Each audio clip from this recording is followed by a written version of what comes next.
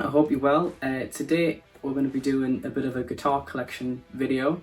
I've got 5 guitars that weren't bought in any particular order, just 5 that I really like and I thought I would show off a little bit. So this is guitar number 1. This started life as a Squire Strat from 2007, I think, something like that. When I went to college, I wanted to have a guitar that I would just leave in the locker and not have to carry on my back every day. So me and my dad decided to get this out and mod it a little bit. We decided to strip it to bits and change all the electrics and all the hardware, and we put in one pickup because we wanted to do like the Eddie Van Halen thing, even though it turned out more Tom DeLonge because he does use an invader in the bridge. But it's really cool. There's locking tuners on there. All the fretwear is real. It's all minging sweat marks and that. And we put like a Fender stencil on that says Stratocaster now, which is pretty cool. And I've had this guitar it was like my first guitar really, apart from a really small quarter size guitar, which is actually in the next room. This was my first guitar, but I'm not going to play it because it's not even in standard tuning. It's like, I don't know what that is, but that was my first guitar anyway. It's kind of cool how a guitar that I guess I forgot about ended up being my main guitar for college, and I used it on a bunch of recordings. I used it on my EP, the first track, Watch Me Burn. The guitar is played on this guitar. The neck is massive, it's like a baseball bat.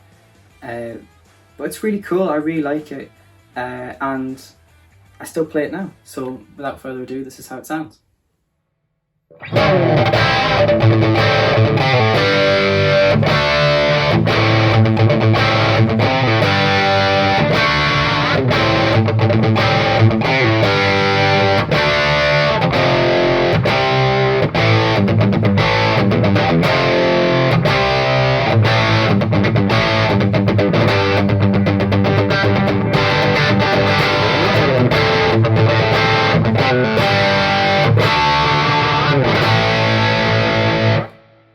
Okay, guitar number 2. I should also say that these guitars aren't necessarily in order of purchase.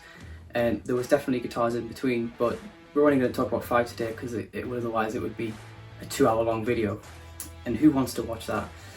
So this guitar, as you might have guessed already, is an EVH special something. I actually don't know the model number of this guitar. I guess it's like the Frankenstrat copy. And I got this for Christmas when I was 14 or 15 or something like that. And if I'm honest, I rarely played it. It was kind of like I got it and then the novelty wore off fairly quickly. We took it to a free restringing day, and I put my name down, and of course I wanted him to do this because I did not want to do this myself. And when he finished with it, the bridge was like that because he took all the strings off, and you know, my understanding is you're supposed to do it one at a time, and he didn't do that. He took them all off. It kind of just sat in a box for a long time, not doing anything, and then sadly Eddie passed a few weeks ago, so it kind of felt like I had to get it back out and I had to make some noise. I made a cover with this guitar. I did Panama by Van Halen, so you can check that out. I'll whack that in the link below. So without further ado, let's have a listen to this one sounds.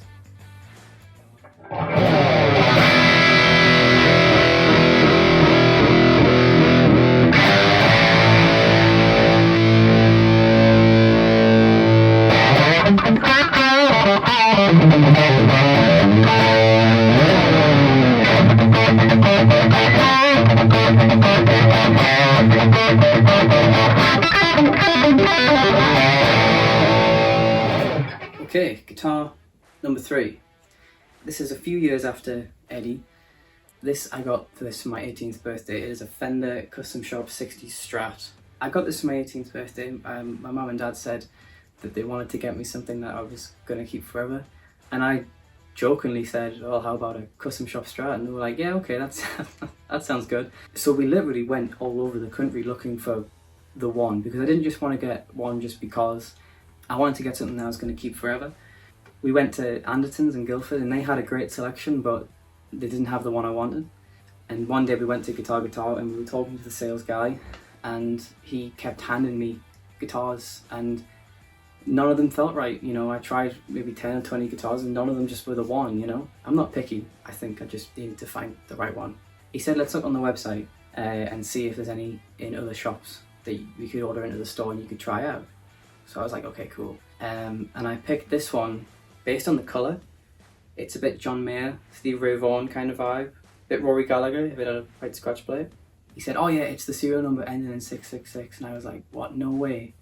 Like, that's so cool. It came into the shop a few days later and I went off to college. I tried it out and I immediately fell in love and I had to have it. So that was it. The next day we picked it up and I've been playing it ever since. It's just such a cool guitar. Played it live a bunch of times. I mean, almost every gig I've done since then. I played this guitar on my EP as well. It's on Break Your Little Heart and Lay Your Love. And she's called Lucy, short for Lucifer, hence the 666. And this is my pride and joy. So here's how it sounds.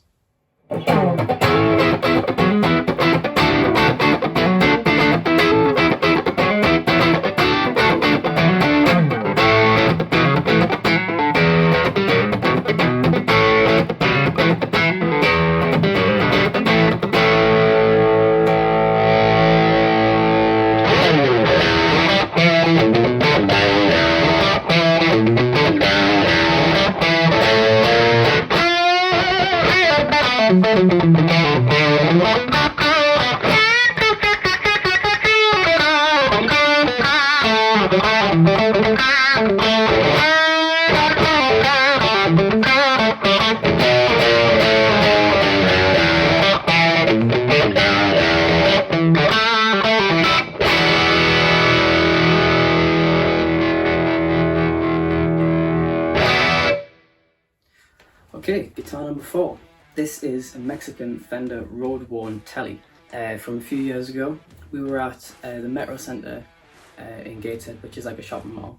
And where we were parked is kind of like on the way out, there's a music shop called Windows. And it was kind of like, oh, can I have a look on the way out kind of thing. It was just really casual, not thinking of buying anything, just wanted to have a look on the way out, you know. We're wandering around and this is hanging up on the wall and I was like, that's beautiful, that is so nice. I thought it was a custom shop at first. And the guy was like, no, it's a road one. And I had seen this guitar online, but I assumed it had gone because I couldn't find it anymore. And the guy said this was like the last one. So I played it for about an hour and then I left with it. I couldn't leave without it. It's just so cool. I've always wanted a Tele, but I've always wanted the right Tele. I've always been a fan of like the vintage hardware and the retro look.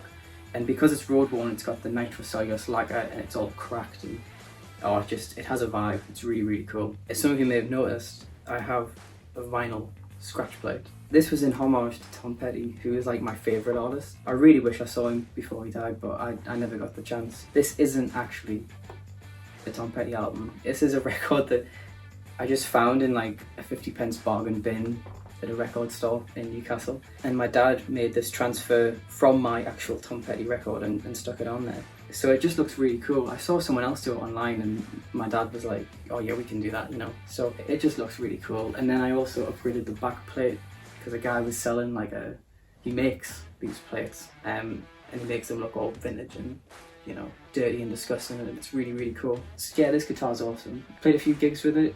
It's not on any recordings yet, I don't think. But it's been gigged quite a lot and it's awesome. So here's how it sounds.